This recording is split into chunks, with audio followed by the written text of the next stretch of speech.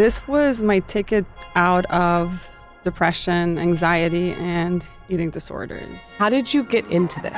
What was it like when Kim Kardashian comes to you to ask you to train? Be so honest. She'll do whatever needs to be done. Why do you think you saying working out is a non-negotiable struck such a nerve? A lot of people think of working out as a nice thing to do, as a chore. They know you're right, and they're projecting onto you because they're not making it a non-negotiable. I plan on lifting heavy my whole pregnancy until the day I give birth. What's your opinion on that? Studies support that there is no reason why you shouldn't. Women feel like they're going to become huge, muscular, manly, if you will. And that is just such an outdated way of thinking. This is part 2. We have to do this twice. We're going to scrap part 1. We're starting fresh. Well, we were actually started to do this, and 15 minutes in, I said, guys, sorry, I have to stop. I'm about to faint. And I had to lay on the floor.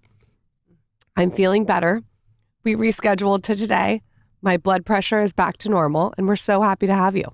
Amazing. I'm so happy to be here, and I'm so happy that you are all good, because that was scary for all of us. Not fun. Yeah. Not fun. Thank you for coming back in. You were very understanding. That was so sweet. Oh, the least that I could do. Are you kidding me? Like I said to you that day, like my priority is like making sure that you were good. Like you checked my heart rate. You were so nice and understanding, so I appreciate it. I stood off to the side, pretending we did nothing. Yeah, it's kind of like childbirth. You sat Michael's there. like, what do you want me to do? And you're like talking about the podcast. I'm like, no. Stop. Forget about the podcast. Let's talk about what do you need to do right now? Like doctor, food, water. I just felt bad because I know how it is to get all dressed up, do your makeup, do your hair, and come here. And I was freaking out about that. I was just like, oh. You should have felt bad for me because I took all that time to get myself ready. Listen, I think it worked out well because I was so nervous that day. I feel like I was like stumbling on my words. No, so I was okay. Probably making you nervous. You're probably like, what's wrong with this I did bitch? sense that you were like a little bit, like, you know, you can sense the other Can person's you not pass energy. out on the show and make everybody in the room nervous and not? You just like get it together. When man. everything started going Twilight, like black, I was like, I just have to stop. No. Okay. So many women listening. What do you wish that more women knew about weightlifting? That is their ticket to living a healthy, long life. It's not just about aesthetics. I know this might be a cliche. I've said it so many times, but aesthetics are a byproduct of doing the right things for your health. Aesthetics will come. And that's been my stance. That's how I've approached it in a healthy way to get fit, stay fit. And then the results just came and stuck around. So I want more women to think about their long-term health. I want to think about their longevity. I want to think about preventing sarcopenia, which is muscle loss, which happens when you start hitting your 30s, early 30s, and then bone density loss, which then causes you to fall, injure, and not recuperate from it. So I want them to think about, again, how are they empowering their bodies to live as healthy as they can for as long as they can. You obviously have been someone who's been doing this for a long time. You look really amazing in person. Thank you. How did you get into this? This was my ticket out of depression, anxiety, and eating disorders and body dysmorphia. This was strength training meant for me. Before this, I was on a path of doing as much cardio as I could, eating as little as I could so that I could be as little as I could. And that just creates a cycle of not doing enough, not being thin enough. Like, where does it end? There's no end to it. It just fed that whole, again, depression, anxiety, body dysmorphia till it wasn't getting me anywhere. I wasn't happier. I wasn't reaching this image. There was some vague image of what a woman should look like. So I had to stop and I had to reevaluate things. And it was actually also with help of friends that were like, I think you should try strength training. They were strength training in the gym. So I started to step away from the Stairmaster a little bit and starting to lift weights. And I saw what that did for my mental health. And then the physical aspect, obviously. I when I did cardio alone, I used to yo-yo. So I used to go gain weight, lose weight, and binge, starve, all of that when I got into strength training, like everything stabilized. My mental health stabilized, my weight stabilized. I've never felt better. A lot of people, and I think both men and women, think that they can just do a ton of cardio and get the weight results that they want.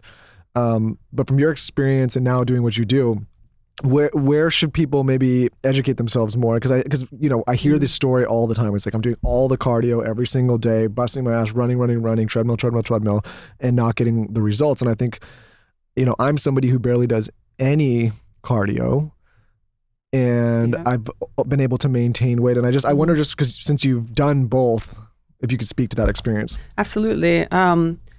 With cardio, you are not putting any muscle mass. You're barely putting anything on.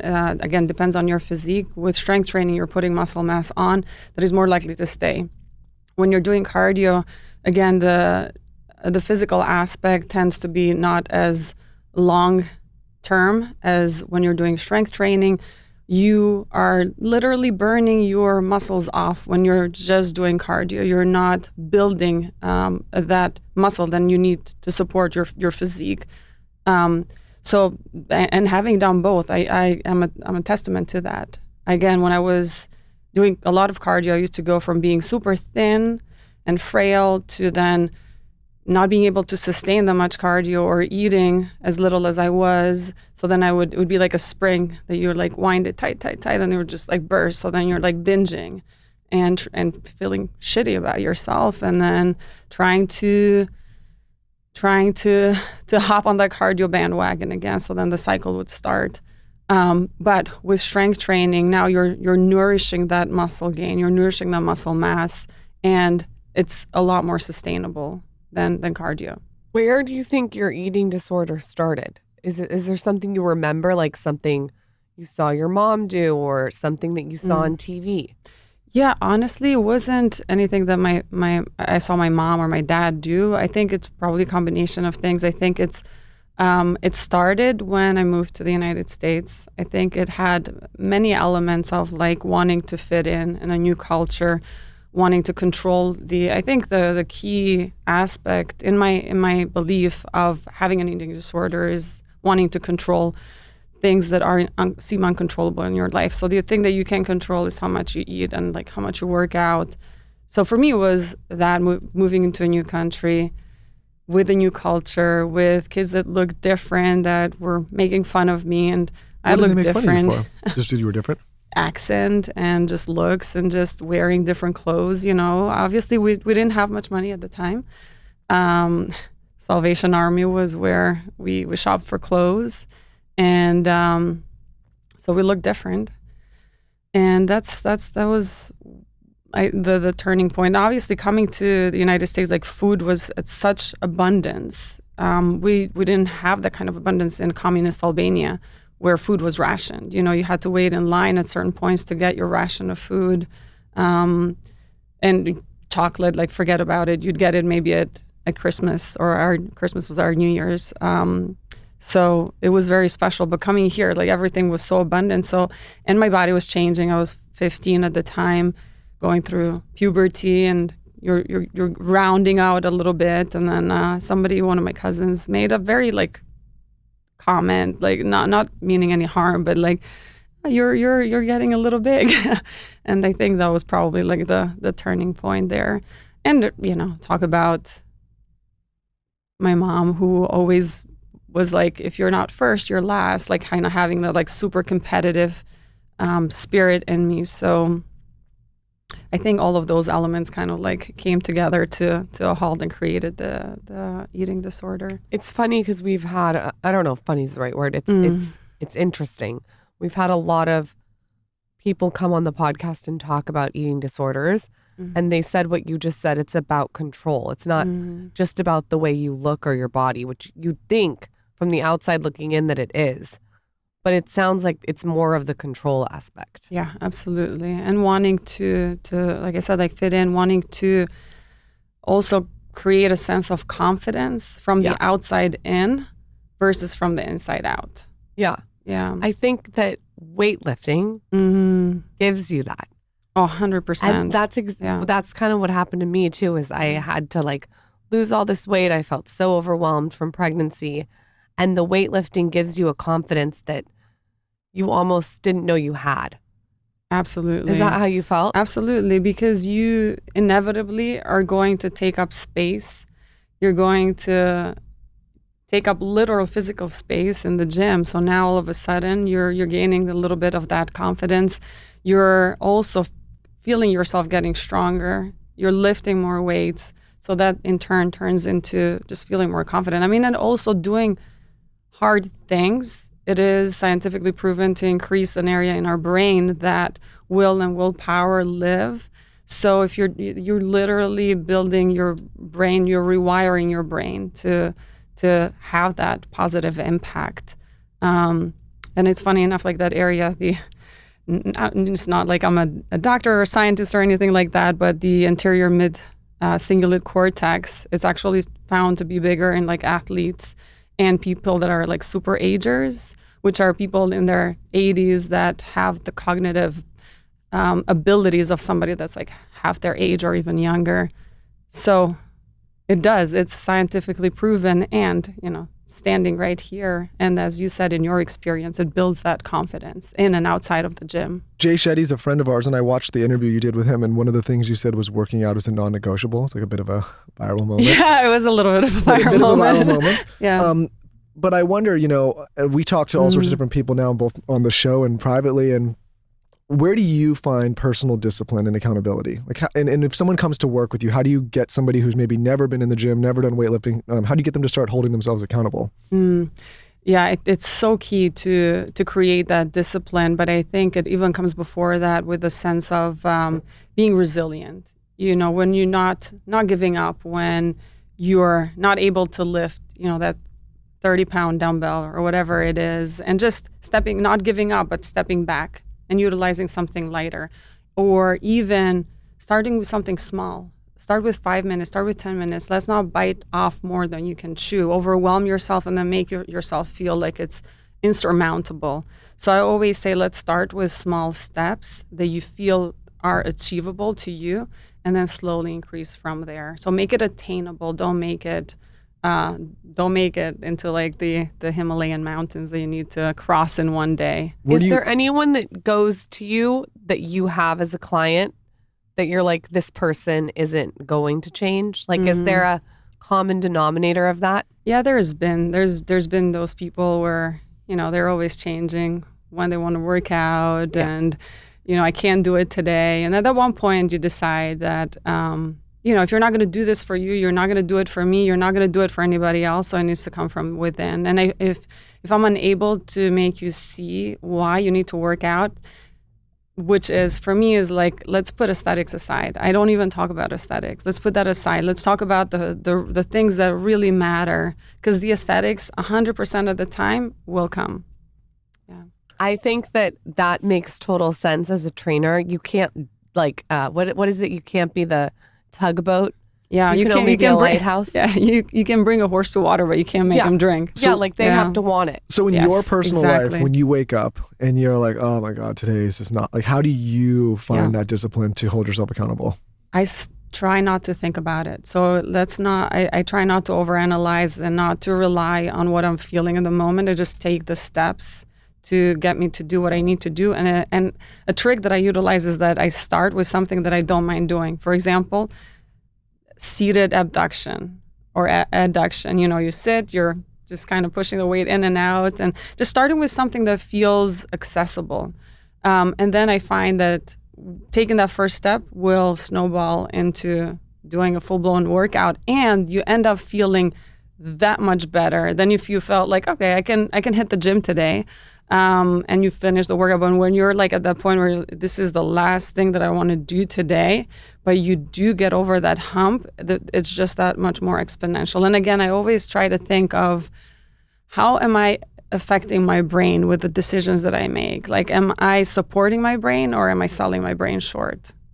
And even if I have I made it to the gym, but now I have like a super hard set, and I just don't want to do a fourth set. I think of, what is that not necessarily doing to my body, or I'm like building muscle, but what is that doing to my brain? Now I'm supporting my brain. Why do you think you saying working out is a non-negotiable struck such a nerve? Because a lot of people think of working out as a nice thing to do, as a chore, versus I think of it as something that you get to do, something that you get to do to support your health now and for the long run. What do you think that struck a nerve? I think it struck a nerve because they know you're right and they're projecting onto you because they're not making it a non-negotiable. Yeah. And I mean, it's also probably, you save it as a reminder to yourself that's you're completely right. I think that it's a hard truth. Yeah. To me, it's like sleep or brushing my teeth. Well, we've done this show for so long and we talk to so many different high performers in so many different areas, right? Like not just fitness, but, business, all sorts of different fields. And like the common denominator is hard work. I think sometimes people will look at some people and say, oh, it must have been lucky, or maybe they were born with this, or it's genetic. Genes. But no, but like honestly, like we've done this for a long time, and the common denominators, I've never met somebody that's come on this show that's like, hey, I got super lucky and it all just kind of happened, and it was an accident and somebody gave it. And I think what that does, in my opinion, is it democratizes it and makes it accessible to anyone, but then you have to be willing to face the truth that like it does require hard work. And maybe some of those people that you think are lucky or you think were given something, maybe they actually have done the hard work, and maybe some people aren't. Does that make sense? Yeah, absolutely. Like it's this thing, like there's been moments in my life and time in the past, it's been a while now, but where you look at someone else that's doing something or has something, you're like, oh, well, they have this because of X, Y, and Z reasons. But if I'm really being honest with myself, it's because I'm not doing the same kind of things that they maybe were doing to get those things. Does that make sense? Exactly. It's kind of like putting the mirror on yourself and kind of really self-reflecting, where am I in relationship to this person? Obviously, you don't want to compare, because we all have different attributes and whatnot. We all have different starting points and even a genetic makeup, to that degree. But what is that person doing day in and day out to achieve those results, be them physically or in business? And what am I doing? Holding yourself accountable. So I think you're completely right. What was your first moment in the fitness industry that was like a big moment for you? Was it someone that that called you to train? Was it something that happened to you? What was your first big thing? Well, the first hitting 100,000 was like, I don't think I slept that night. I was like, whoa, like 100,000. Yeah, 100,000 people. That was my platform for a long time. Yeah. Especially after doing it for a while, and it just like kind of slowly building up. And now I can get into that story of how that all started if you guys want to. Yeah. But also that was like hitting 100,000 followers on Instagram. I was like, who? What was a while? Just because I think for people to understand like the context of how long it took to get just to that point. So I started in 2019, January of 2019, with 2,000 followers, and then by, I guess, well, you guys benchmark it and just tell me if that it was in the winter of that year of 2019. I think it was like at 150 or something like that. That's 150,000. Yeah, it's pretty decent, right? No, super decent. I can share like why I think that is too. But at that point, I was like, wow, 100,000 people are watching this little girl from girl from Albania that like grew in communism, didn't think that she was gonna like amount to anything. Yeah, sure, I was gonna make a decent living with my, business degree, my master's degree, but I didn't think that it would grow to be what it was at the time and then what it is now. And then the other, you're talking about like another, or like a person that reached out. It was a queen of a country that reached out at that point to train with me, and she's like, I'm such a big fan. I'm like, you're such a big fan, yeah. It was queen of a country. How do you do that? You do it over Skype? No. Was it Queen Elizabeth? We won't go into details. How do you train with a? No, she visited. And we didn't even close down the gym. She's just like running around or training together, and we go to coffee afterwards at the coffee shop, and just like our connection. It was just maybe because our birthdays are like on the same day, but some years apart. But she's just like my best friend, like such a good person, unreal. Like, yeah, if It was a somebody surreal moment. is thinking about starting to weightlift, and it's funny because when Lauren started weightlifting, it was like kind of this weird moment for me where I was like, why did I never offer to do that with her? Yeah, thanks. No, but I think a lot of guys, Thanks. like you just, like I grew up in a time when you didn't see a lot of women weightlifting, and now that she does it, I'm like, oh, that like, duh, like of course. But for primarily women that are listening and they're wondering where to start, where would you coach someone to start just to begin so that they're not overwhelmed? Well, first of all, maybe get a tour of the gym. Get familiar. If you're working out in the gym, get a tour of the gym. Get familiar with the equipment so that you're not like a, what was the phrase? Deer in a headlight. Yeah. Sometimes the Albanian in me just comes out, but yeah. So you're not caught like a deer in a headlight. I actually had one of the girls that we hired for the team, and she's like, Senada, I opened up We Rise, which is the training app that I have, and I just didn't. I was just so embarrassed. Like I didn't know. How to get started. I'm like, I didn't know she didn't know where the equipment was. And I mean, the gym is 3 floors big. So it's like, and then different rooms. Mm-hmm. So obviously, so you're dealing with that. Just get a tour, get familiar with the equipment, what each thing does.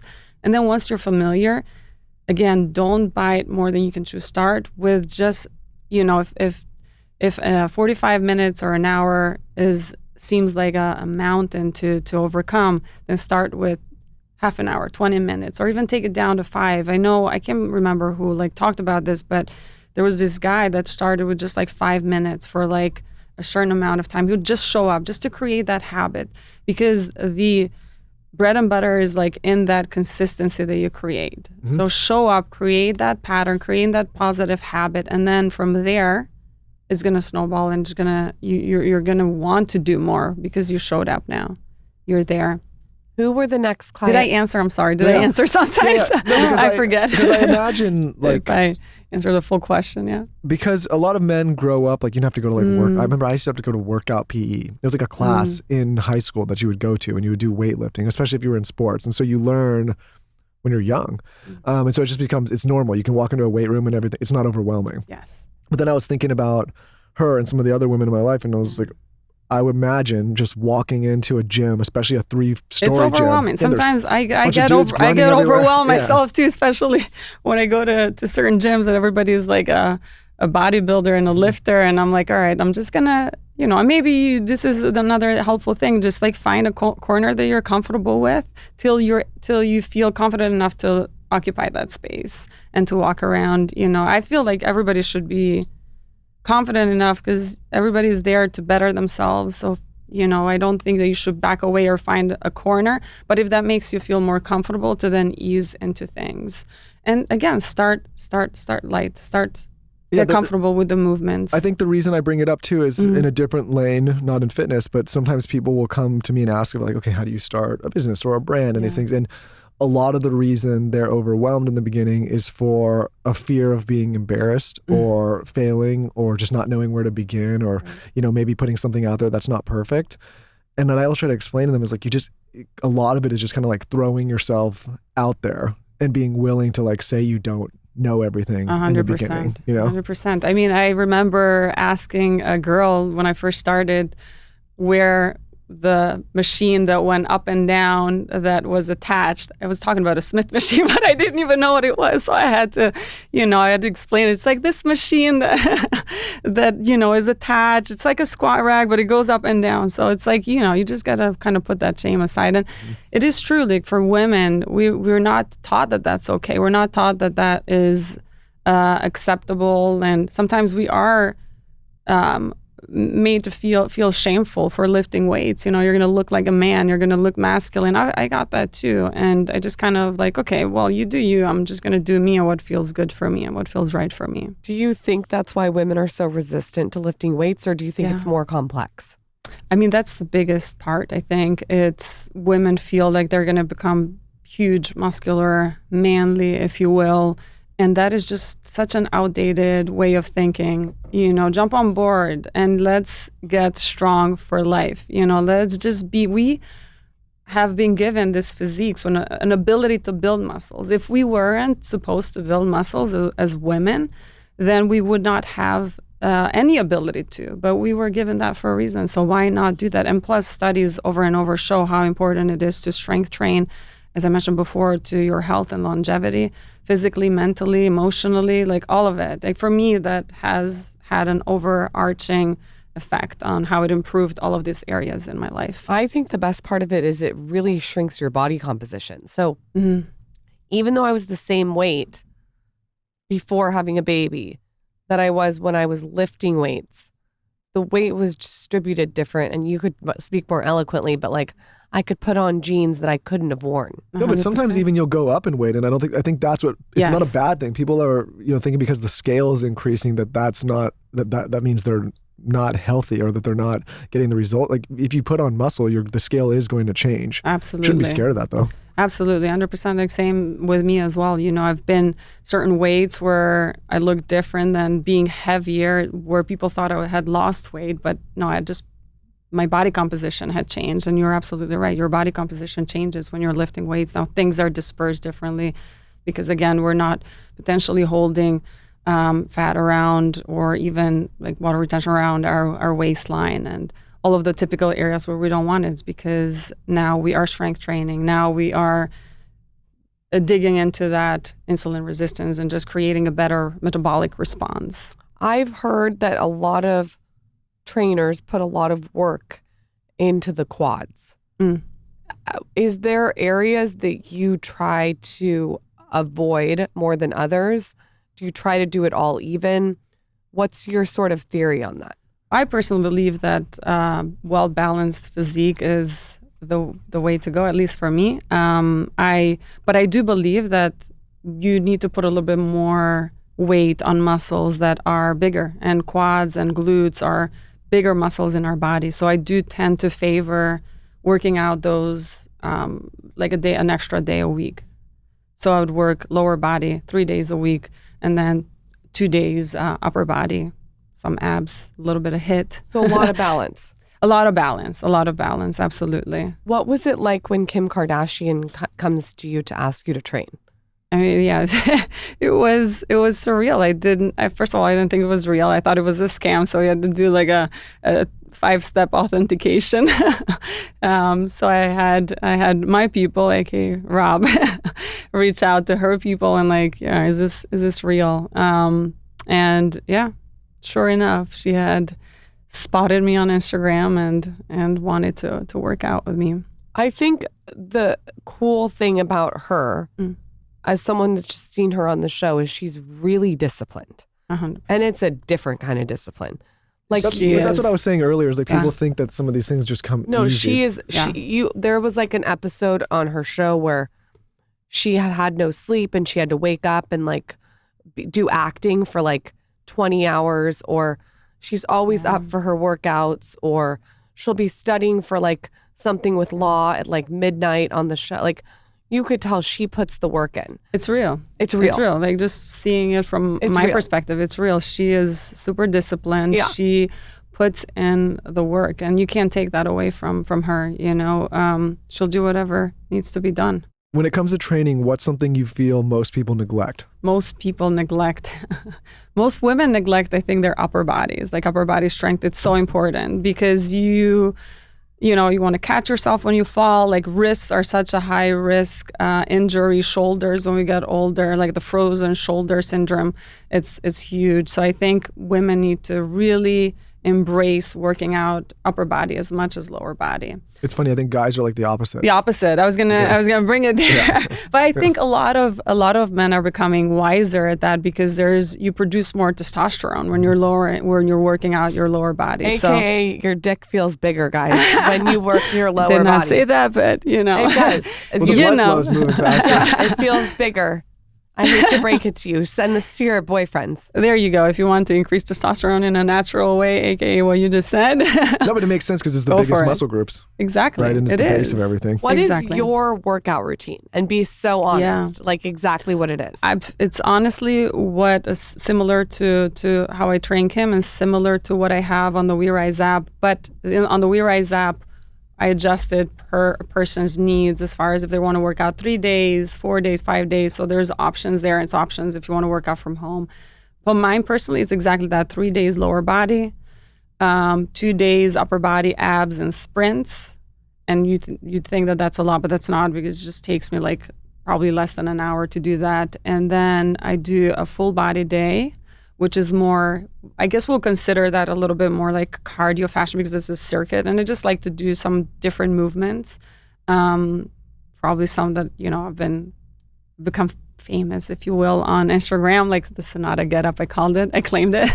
It's just like different things that are, everything is functional, but they're just more dynamic movements, if you will, that bring your heart rate up to that cardiovascular zone.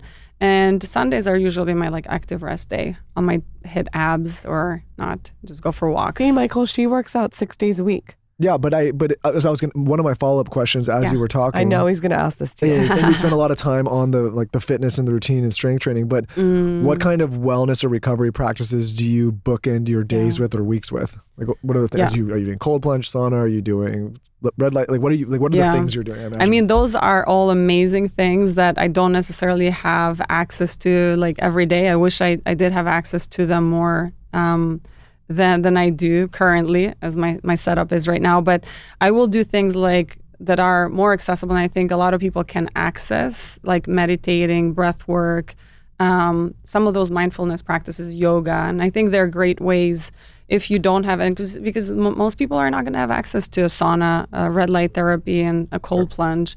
So I do that. Those are my recovery practices.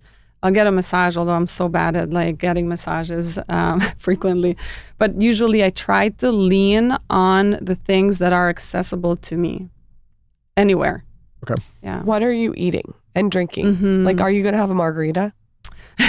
No, it's not like 100% no alcohol. I'll sometimes, like, when on New Year's, or if we get together with family, I have an Albanian family, so they're like, drink, why aren't you drinking? Like, it's not actually good for you, so let's not push drinking onto others. And drinking, just for me, it doesn't have any benefits long term. Just I feel it physically, like the next day I don't feel good. I'm up at night, my heart rate just shoots up. So it's just, I literally feel it in hours later. So it's just like my body is telling me no. So I'm not going to do it on a regular basis, but I love a glass of wine here and there. So I'll do it every so often.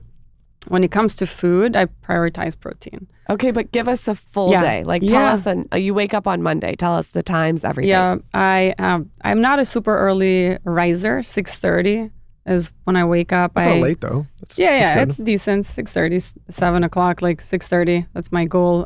Just because I value my sleep. Like, I need to get that morning sleep, which for me, that's for some reason, comes in the morning.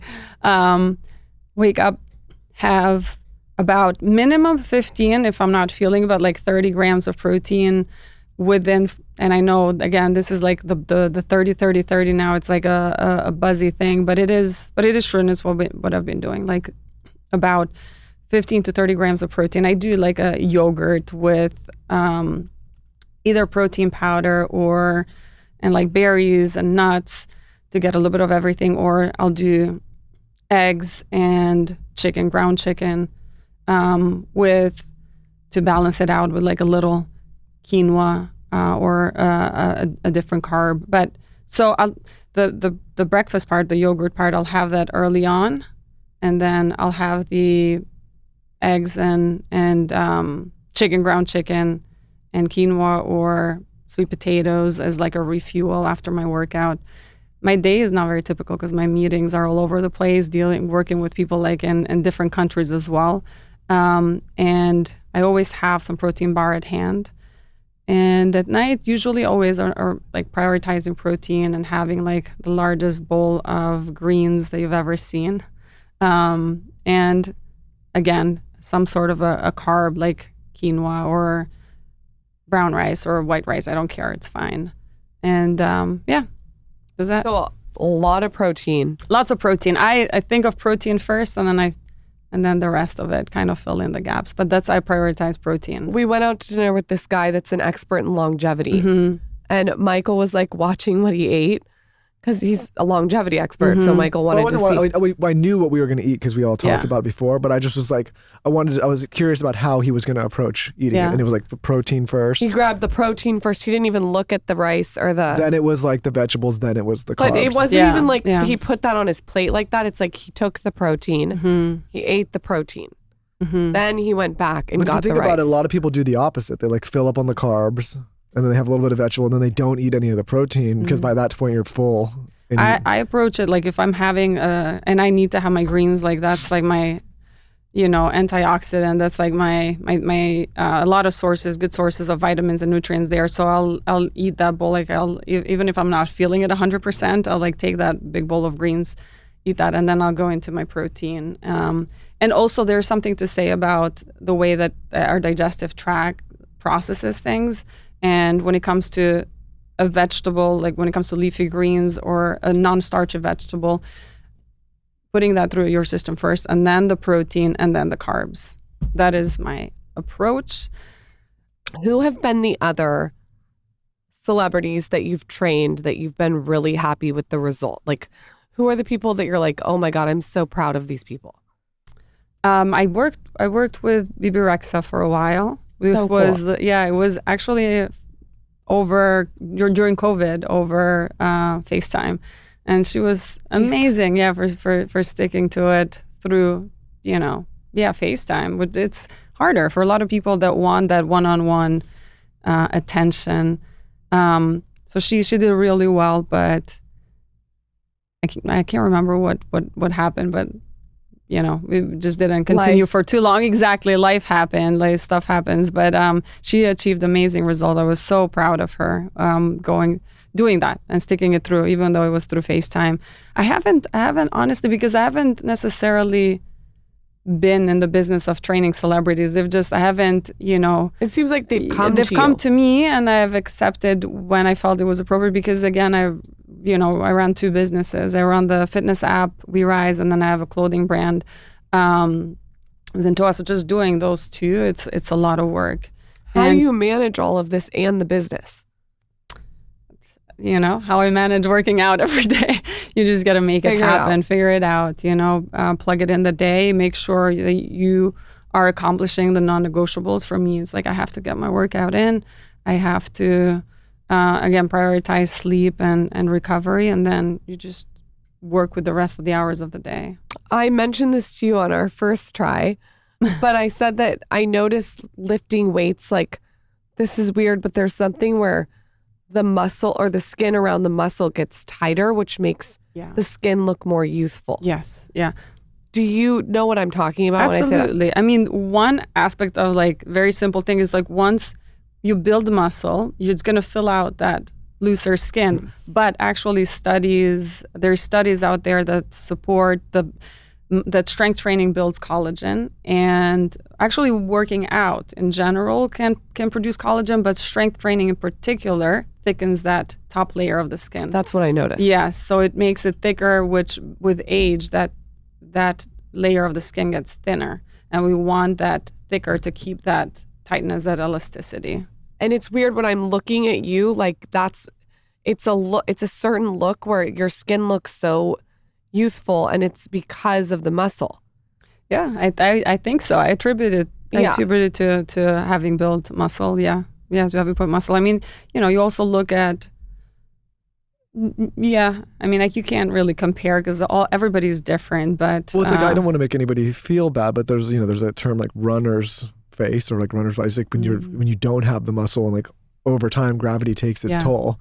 It happened to me. It happened to me when I was running. I was running marathons, and I had this like gaunt face, barely no, fat in my face, and it just didn't look. I mean, that was another thing. Like, just didn't like how that made me look. So that was another reason why I went into strength training, amongst others. Same with like Ozempic face now too. People say that. Well, runner's face also to me goes into the knees. Like your knees sag, your elbows sag, your tits sag, your balls sag, everything sags. Well, because the muscles that you need to support everything are just not there. Yeah. They're not there. And plus, like even just that motion, that constant motion to, like I even competed in the bikini level competition, like of bodybuilding, and that was, my physique, looked great, but my face was like so thin.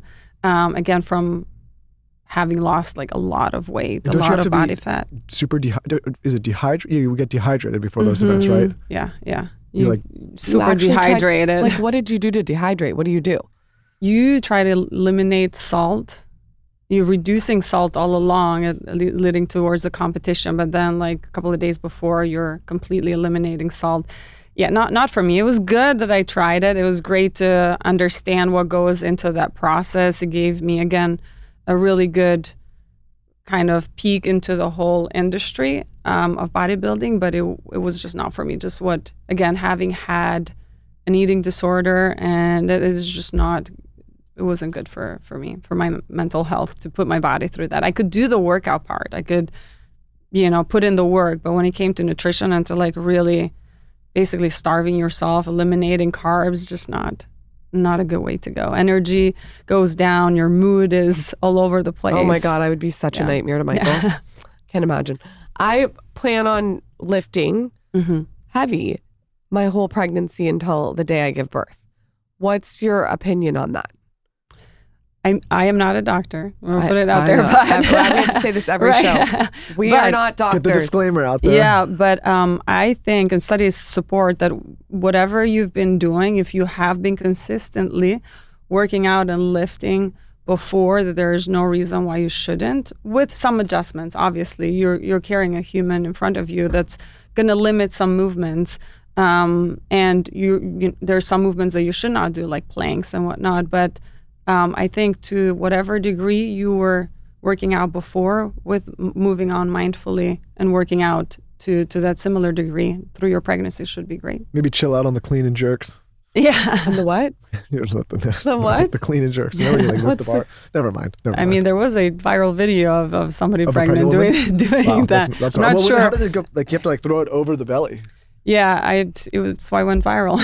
Wow. She was intense. A pro at it. We'll wait till after you can try. Let's not try anything new. That's the key. Like, not try anything new. No. Don't push it. Like, don't do PRs. Did you say you want to do PRs? What's PRs? Personal records. I don't even know what that is. Okay. All right. That's why. By the way, that's why I have a trainer, because I when people like I don't know the names. People are like, "Show your workout, Lauren, on Instagram." I'm like, I am not an expert. I have someone telling me what to do. I don't know the names. They're like, "How heavy do you lift?" I'm like, I don't know. He just hands me the weight. Do you know what I mean? Yeah. I'm not an expert. That's why I have you on. That's so funny. Yeah. I mean, that's what impressed me with Kim. Like, when she was like starting to name exercises, I was like, okay, well, I'm glad that I'm leaving you behind with information. But you know, like deadlifts and RDLs. And yeah, but if you told me go show like a deadlift right now, I could do it. I think it's the one where you pick the bar up and lift it up. Yeah, Yeah, you got it. I mean, pick things up, put them down. I don't know. You do. You're giving yourself too little credit. Do you still train clients right now, or are you only training Kim and doing your business? Yeah, just the businesses and Kim. I can't. It's impossible. That's what it's impossible. Okay, I just thought I would ask. There's no time. There's no time in the day. Yeah, there's no time. But you have your app. Yes. So they can go on your app. So it's definitely, training thousands of clients, just not in person. Yeah. You mentioned earlier, you said you grew your Instagram pretty fast and aggressively. For people who are listening and want tips on that, what would you tell them? Consistency, like with everything else, consistency is the reps. Is you put in key. the reps. Whether you're gaining 1 follower a day or if you're gaining, hundreds a day, or just keep doing it. Like I said, I started with 2,000 followers on January of 2019, and I decided this was something I was going to do alongside my job. I was a in diagnostic sales at the time for people with epilepsy. So I would get up in the morning at 5:30, do my workout, film it while doing my own workout, and every single day, 7 days a week, I would post my workouts. No negotiation. Like, I would go on sales meetings that started super early, would probably stayed up till like 2 a.m. the night before, because sales meetings, I'm not sure if you guys know, but they like to go out a bit and have a drink or two. So I would get up a couple of hours or 3 hours, whatever it took, after that. And again, getting my workout in, filming it in the gym with other people that were in the meeting. And I'm like, I have my little water bottle and my phone, And it's like, who is this person that has just a couple of thousand followers doing it? But I just kind of shut that out and just said, I'm going to do this for a while. I'm going to do this for a year. I can't remember exactly what we said we were going to do this for, but Rob was definitely, my partner was very, was key in kind of like also supporting me and doing that. Like, let's do this for a specific amount of time, be super consistent. And that consistency is also like something that's always like hard work. It's ingrained in me, I guess, as a child, from a very young age. So I just did that. Consistency and providing value. So consistency, provide something of value to people.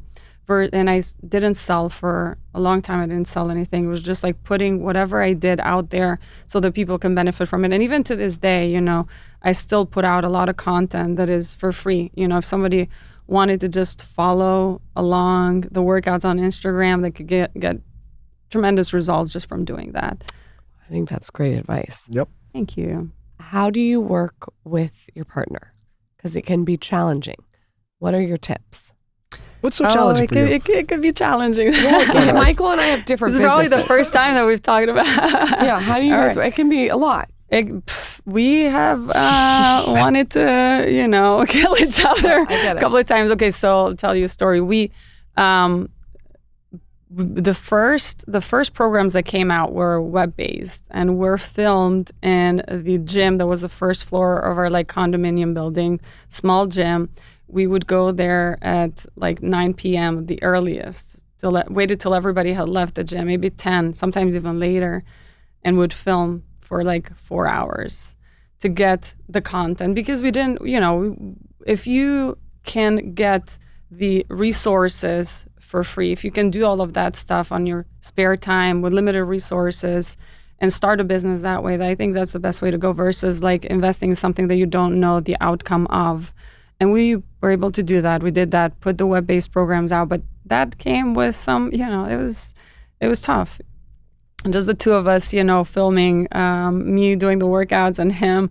And then when we did do the second iteration of the programs that were in an app, so now we went to Compton here during COVID in November of 2020. So I guess that was a little bit after the whole like start of it, but in a warehouse with gym equipment that was being renovated. They had set up a little kind of like a little studio. We set up 2 cameras, so he would run from one to the other and like film one angle and then film the other angle. So again, the two of us. And, when you're doing this for like 10 hours a day for like a month, it gets a little bit 24/7 with each other. I can really work with him for an hour on the podcast. 10 hours is a long time. But we made it through. Yeah. It's rewarding though if you can figure it out. Yeah, I tell people not to do it. I say don't do it. That's why I tell everybody. Yes, but if you can, but we kind of knew that hey, this could really cause major issues in the relationship, but we still push through and we're able to communicate. I think communication is key, and kind of airing out your grievances, if you will, but in a constructive way. You guys made it work. We made it work, yeah. Before you go, you have to tell us how you get the divots in your arms. You work. How many? What do you do for your upper body? What is that? You want the tricep? She wants the tricep. No, there's a little divot. The delts here. It's a certain divot.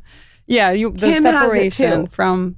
Yeah, it's like it goes like this. Right, the shoulders. Like if you're focusing on building your shoulders, it's like the wider shoulder, and then it goes in. And if you're hitting the shoulders from all angles, so if you're doing front raises, lateral raises, rear delt raises, and shoulder presses. Yeah. No, but I don't have that. I can't pull this up. She's got layers. So I need to hit every single area of the shoulder. Ideally. Okay. Oh, okay, all right. She's talking about the shoulder cap. The shoulder cap. This is like a feminine. The cap. Yeah, it's like it's a cap. It's a cap, a shoulder cap. So I hit the shoulder everywhere. From all 3 different angles. The back, the front, the side. Yes, I've got huge shoulders, and then my legs are... No, I'm just kidding. I can't believe you just took your jacket off. Oh, Taylor wants to see if he has the divots. Let's see, Taylor. Taylor just started... He just started. I hate to break it to you. He's been going. Not like you have them. Where can everyone find what you're doing? You're working on something very exciting. I am. Tell I can't us all wait. about it. Well, I can't wait for it to be... I mean, people know that there is expertise coming to the app that's beyond just fitness. We are so excited to bring experts from all different fields onto the app to share what they know, what they do in their practices, and just bring it to the app in a very absorbable way, in a very actionable way. And that's coming here really, really soon. I can't wait. That's on the We Rise app. And for people can find me on Instagram, Senada Greca, and then through there you can find the We Rise app. I will be following along. You're so inspiring. You look so amazing in person. I hope part 2 was better than part 1. Oh, amazing. Thank you for coming so back. much. Thank you for having me. I'm Thank so happy that you're well. That's key. I feel good now today. Starting to feel a Awesome. little woozy. Oh, God. We're done. I'm out. She's done. Wait, She's not checking her heart blood rate. pressure or heart rate. No. You're Thank good. you for coming on. Thank you.